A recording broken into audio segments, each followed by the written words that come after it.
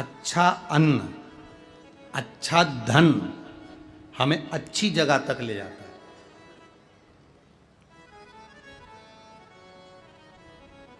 कभी कभी किसी के पांव की चप्पल पड़ी हुई थी, तुम्हारी चली गई मंदिर में से, तुम दूसरे की पहन गए।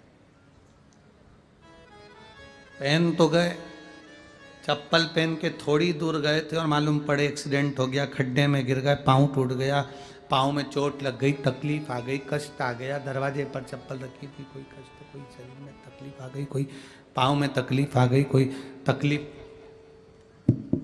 कोई कष्ट आ गया, कोई तकलीफ आ गई। अब आप विचार कर रहे हो मैंने तो कभी किसी का बुरा करा ही नहीं, मैंने तो कभी किसी का बुरा करा ही नहीं, फिर तकलीफ क्यों आई? तकलीफ आने का कारण केवल इतना था कि दूसरे के पांव की पादुका जिस पर काल मंडरा रहा था वो तेरे पांव में आ गई और वो चली, उसका दुख तुझे भोगना, उसका कष्ट तुझे भोगना, कोई दूसरा नहीं भोगेगा, भोगना तुझे। शिव महापुराण की कथा कहती है 3 चीजों से दूर रहना, दूसरे की 3 चीजें हमारे पास नहीं आना चाहिए। पांव की चप्पल जूता, दूसरे नंबर पर छाता, तीसरे नंबर पर मांग का टीका। ये 3 चीजों से थोड़ी सी दूरी बनाकर चलना, इन 3 चीजों से थोड़ी सी। किसी के पांव की चप्पल हमारे पांव में ना आए, किसी के पांव की पादुका, किसी का जूता चप्पल हमारे पास ना आए, इसका स्मरण रखें। किसी का छाते की छांव में आप बैठे मना नहीं है, छत्र की छांव में बैठे मना नहीं है, किसी के छाते की छांव में चले मना नहीं है, पर किसी का छाता, किसी का छत्र अगर बारिश में गर्मी में तुम्हारे घर पर आ भी गया है तो बहुत दिन तक तुम्हारे घर में नहीं रहना चाहिए, वो छत्र तुम्हें वापस कर आना चाहिए। किसी का छत्र, किसी की पादुका और किसी का मांग का टीका अगर तुम्हारे मांग में आ गया है तो उसको कहीं ना कहीं आपको रखना चाहिए, उसको हमें धारण नहीं करना।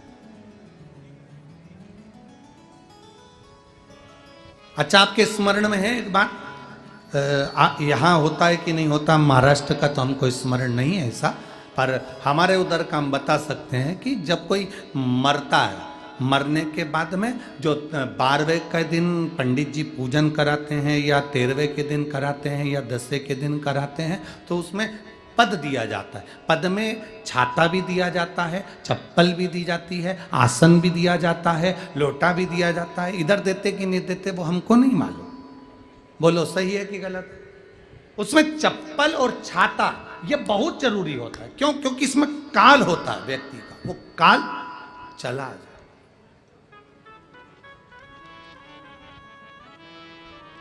कभी किसी गुरुद्वारे में गए हो आप लोग? अरे जम के तो बोलो। कभी किसी गुरुद्वारे में दर्शन करने के लिए गए हो?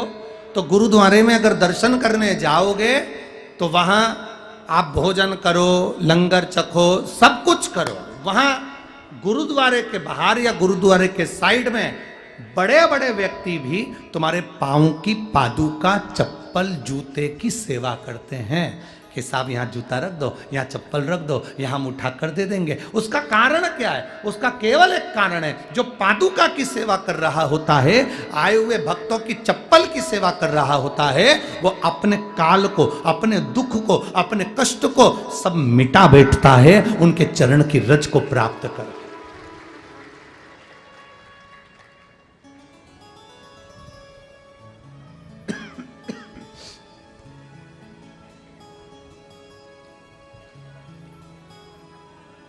एक छाता, चप्पल, मांग का टीका, ये इसमें काल की समावेशता है, इसमें काल है।